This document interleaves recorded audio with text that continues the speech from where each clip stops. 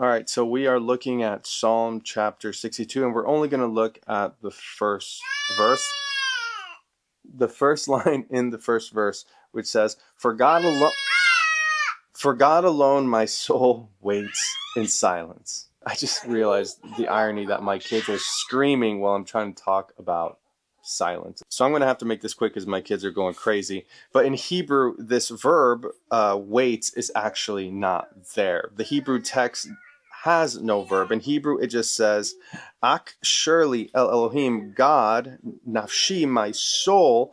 And then you have the word silence here, dumiyah. And dumiyah comes from the word dumah, which also means silence, but is often used as the word to describe the state of the dead. And it's kind of awkward to translate something from Hebrew without a verb. And so I think that's why the translators add the word wait.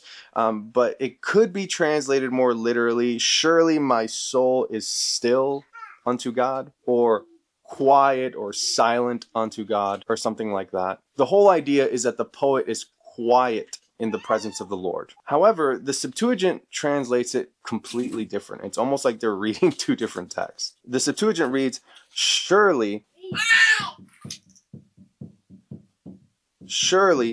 to God be subject my soul. Or surely to God my soul will be subject. Now, the question is, why does it even matter what the Septuagint says? And the reason that it matters is because it gives us a snapshot to how people in the intertestamental period were reading the Old Testament. In the Masoretic text, it says, my soul will be silent before God. Please. In the Septuagint, it says, my soul will be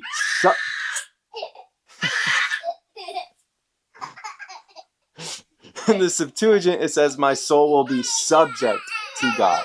Now, these might sound like two completely different ideas that are not connected, but it's obvious from the translator of the Septuagint, these two ideas are the same. To be subject to God is to be silent before Him, and to be silent before God is to be subject. Putting together the Masoretic text and the Septuagint text brings this color into the meaning of Psalm 62 verse 1. That in prayer, or even in our relationship with God, when we are silent before Him, it's not silence just for silence sake, but that there is this connection between being silent and being submissive to God. And I think it's ironic because I didn't actually plan it to be this way, that my kids are not being silent right now, and they're not being subject to me.